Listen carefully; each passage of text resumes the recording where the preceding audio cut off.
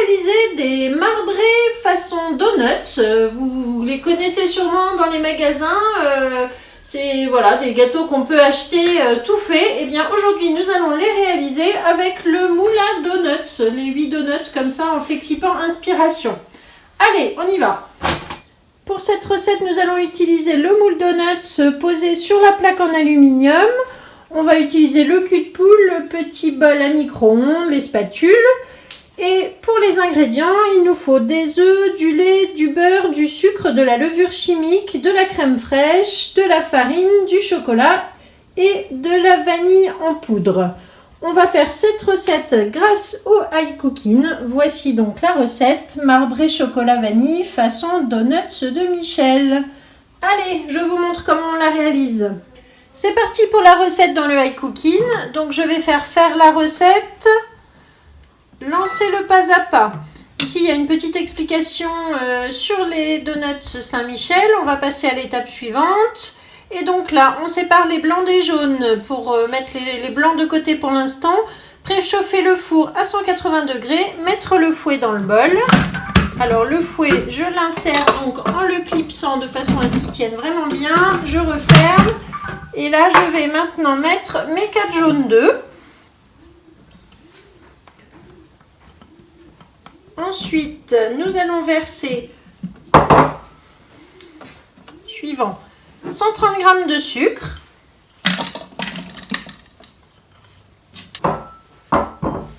Je fais suivant et ça va tourner pendant 30 secondes en vitesse 4.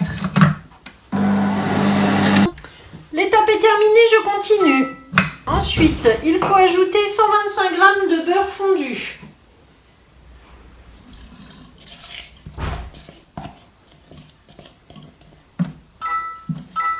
Voilà. Suivant, 50 g de lait.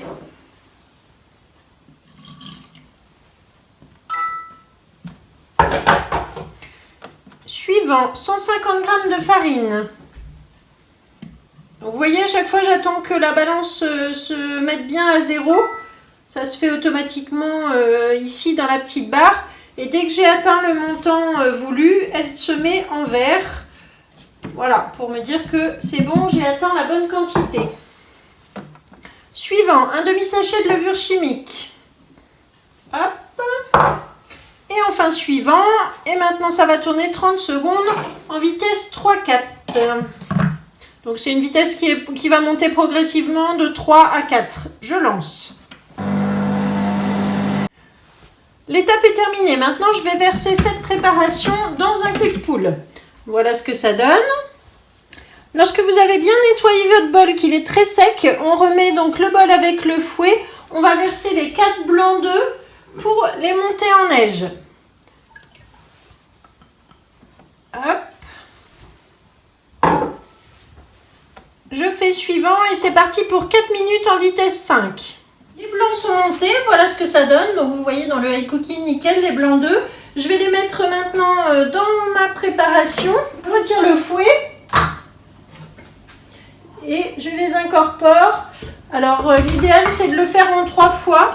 Une première fois pour détendre la pâte. Comme ça, délicatement. Vous voyez avec la spatule mélangeuse, ça marche bien. Quand la pâte est plus souple, on continue d'incorporer les blancs. Donc là, il ne m'en reste pas beaucoup. Je vais pouvoir tout mettre. Je continue de bien mélanger à la spatule sans casser mes œufs. Vous voyez, je tourne comme ça. Et je récupère sur le bord tout le blanc d'œuf. Je mélange bien. Alors maintenant, j'ai préparé un deuxième cul de poule que je vais mettre sur ma balance. Je vais l'écarter un petit peu comme ça. Je pose mon cul de poule, je fais la tare à 0 et je vais peser 420 g de pâte. Le reste de pâte, je le laisse dans mon grand cul de poule. Je vais réserver ça de côté. Je vais mettre le chocolat, donc 180 g de chocolat et de la crème liquide. La crème, il en faut 50 g. Je vais faire fondre ça au micro-ondes mélanger et l'incorporer au reste de préparation. On continue donc dans le petit cul de poule dans lequel j'avais mis 420 g de pâte. Je vais ajouter des grains de vanille. Hop, voilà. Donc vous voyez, j'en mets à peu près cette quantité-là et que je vais mélanger avec ma petite spatule grise. Voilà pour la pâte vanillée. Je mets de côté. Et dans ce cul de poule, je vais ajouter donc le chocolat fondu avec la crème. Je mélange bien la cuillère magique. La cuillère magique, c'est cette petite cuillère qui vraiment émulsionne, peut battre des petites quantités pour faire des mayonnaises, pour faire des vinaigrettes. Et là, vous voyez, tout de suite, on a quelque chose de très lisse. Je vais donc incorporer la pâte au chocolat dans le cul de poule. Voilà, et mélanger pour avoir la base chocolatée. J'ai versé mes préparations dans les pichets verseurs. Donc on va commencer par la première au chocolat. On va prendre la valeur à peu près d'une cuillère à café dans chaque donut. Vous voyez, je vais en mettre un morceau comme ça et une autre cuillère de l'autre côté. Alors moi je prends pas des cuillères en café, je prends les cuillères, les spatules en silicone grise qui sont vraiment pratiques. Donc vous faites ça pour les 8 donuts. Alors avec cette proportion de pâte, vous allez pouvoir soit en faire 9 vraiment pleins, soit vous pouvez en faire 14 en 2 tournées, en fait en les remplissant un petit peu moins. Donc après c'est à vous de voir quel résultat vous voulez obtenir. J'ai fini de répartir la préparation au chocolat. Vous voyez, il m'en reste encore pas mal, donc je pourrais faire une deuxième tournée tout à l'heure. Maintenant, je vais prendre la pâte vanillée et je vais remplir par-dessus. J'essaye de ne pas trop les remplir, ce qui me permettra de faire une deuxième tournée s'il me reste de la pâte. Voilà, je mets de la spatule. Vous avez vu, le pichet verseur permet de viser vraiment dans toutes les empreintes. C'est l'allié idéal des moules Flexipans, le petit pichet verseur. Il me reste un petit peu de pâte à la vanille, je vais la garder pour une deuxième tournée. Donc maintenant je vais mettre ça dans le four à 180 degrés pendant environ 20-25 minutes.